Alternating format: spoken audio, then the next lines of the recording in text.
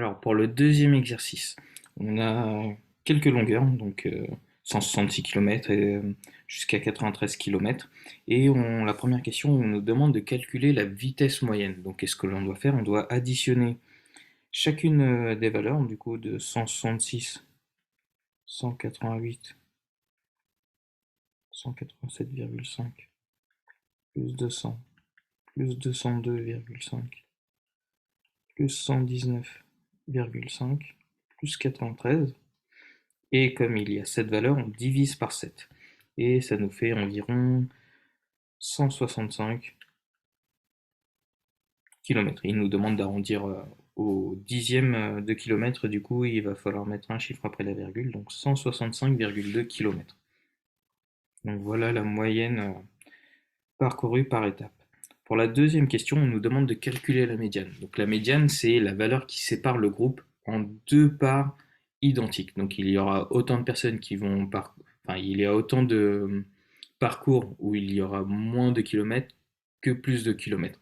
Donc ici, on a tendance à croire que 200, c'est la médiane parce qu'il y a trois valeurs au-dessus et trois valeurs en dessous par rapport au tableau qui est là. Mais faites bien attention, il faut ordonner les valeurs. Il faut les ranger du plus petit au plus grand. Donc le plus petit ici, c'est 93.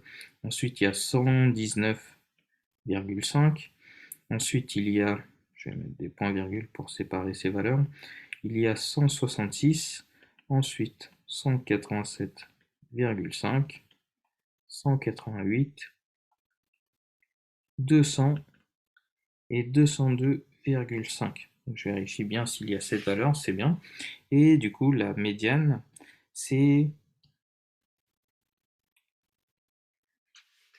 ici comme 7 est un nombre impair, on va prendre pile poil la valeur de la série, 187,5, parce qu'il y a autant de valeurs à gauche, ici il y en a 3 valeurs, et 3 valeurs à droite. Si jamais le nombre de valeurs était pair, il aurait fallu prendre entre deux valeurs. Et enfin, la dernière question, il nous demande de calculer l'étendue. L'étendue, du coup, c'est la différence entre la plus grande valeur et la plus petite valeur. Ici, la plus grande valeur, c'est 202,5 et la plus petite, c'est 193. Pardon, c'est 93. Et du coup, on tape ça sur la calculatrice et ça nous donne 109,5. Donc ici, l'étendue, c'est 109,5. Alors, il reste quelques questions pour finir cet exercice 2. Donc j'ai remis le tableau pour qu'on l'ait sous les yeux. Et il nous demande est-ce que 57% du nombre d'étapes s'est bien déroulé avec un avec un parcours accidenté. Et du coup, qu'est-ce que l'on cherche ici? On va se faire un petit tableau.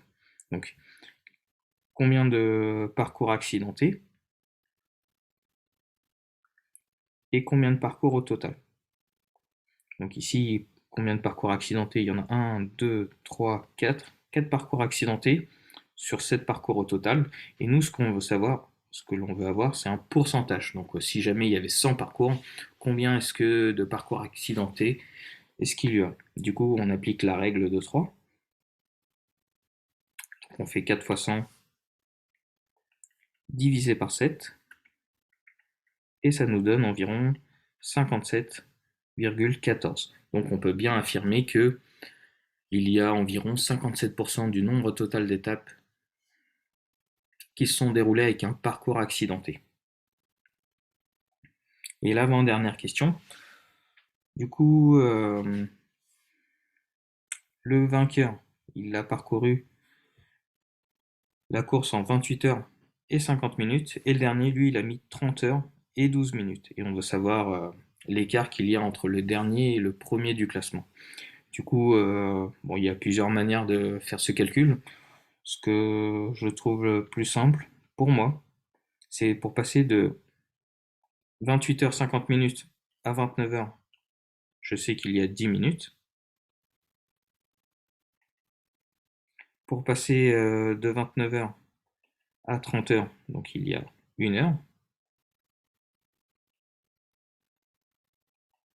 Et pour passer de 30 heures à 30 heures et 12 minutes, il y a 12 minutes. Donc ensuite, qu'est-ce que je fais? J'additionne 1 heure, 10 minutes et 12 minutes. Ça me fait un total de 1 heure et 22 minutes. Et enfin, pour la dernière question, donc il faut calculer une vitesse moyenne. Pour ça, on applique la formule V égale D sur T. Ici, la distance pour le premier parcours, c'est 166 km. Pardon, pas pour le premier parcours, mais pour la première étape, 166 km. Et le temps, 3 heures et 50 minutes. Donc il faut convertir ça en heures. 3 heures et 50 minutes. Ça nous fait donc, 3 heures, c'est donc 3 fois 60, 180 minutes. Et 180 plus 51, c'est égal à 231.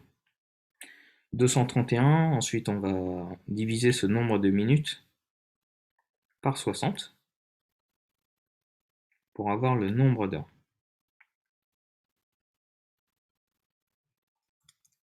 Et ça nous fait 3,85 heures.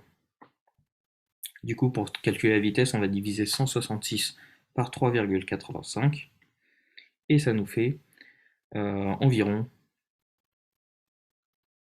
43,12 km par heure. Et voilà pour le deuxième exercice. On se retrouve pour la prochaine vidéo.